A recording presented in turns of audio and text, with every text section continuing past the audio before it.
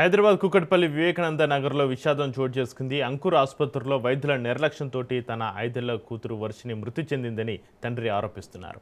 వర్షిని అనారోగ్యంతో ఆసుపత్రిలో చేర్పించగా సుమారు 7 రోజుల పాటు చికిత్స అందించారు. ఈ సమయంలో ఆసుపత్రి యాజమాన్యం దాదాపు 4 లక్షల రూపాయలు వసూలు చేసినట్లుగా కుటుంబ సభ్యులు తెలిపారు. అయితే సరైన అవగాహన లేకుండా వైద్యం చేయించి తమ కూతురిని కోల్పోయామని తండ్రి ఆవేదన వ్యక్తం చేశారు. ఈ ఘటనపై ఆగ్రహంతో కుటుంబ సభ్యులు ఆసుపత్రి వద్ద ఆందోళనకు దిగారు. ఆసుపత్రి అద్దాలు ధ్వంసం చేసిన ఘటన ఉధృత పరిస్థితులకు దారితీసింది. ఇలాంటి నిర్లక్ష్యానికి పాల్పడిన వైద్యులపై కఠిన చర్యలు తీసుకోవాలని బాధిత కుటుంబం డిమాండ్ చేస్తోంది. ఈ ఘటనపై పోలీసులు కేసు నమోదు చేసి దర్యాప్తు ప్రారంభించారు. అవి ఉన్నాయి, మళ్ళీ సిటీ స్కానింగ్, ఎంఆర్ఐ స్కానింగ్ అన్నీ కరెక్టే ఉన్నాయి. రిపోర్ట్స్ మొత్తం డాక్టర్ల నిర్లక్ష్యం. 2 డాక్టర్లు, న్యూరో సర్జరీ, మళ్ళా ఇంకో డాక్టర్ ఆయన పేరు ఏదో పేరుంది, రాతోటి ఉంటుంది ఆ సారు.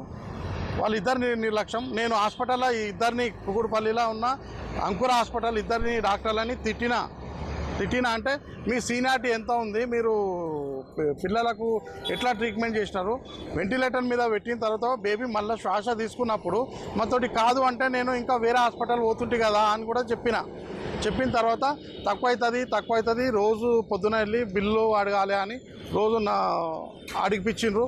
4 lakhs దాకా బిల్ చేసిండ్రు. సింపుల్ డాక్టర్ ఉన్నారు. ఆల్రెడీ నేను 2-3 స్పెషలిస్ట్ హైదరాబాద్ ఉన్న స్పెషలిస్ట్ డాక్టర్ తోటి మాట్లాడిపించిన. ఈ మాటలు చెప్పంగానే ఇద్దరు గాయబ్ అయిపోయింది. ఇక్కడ కుకుట్పల్లి హాస్పిటల్ కూడా రాలేరు వాళ్ళు.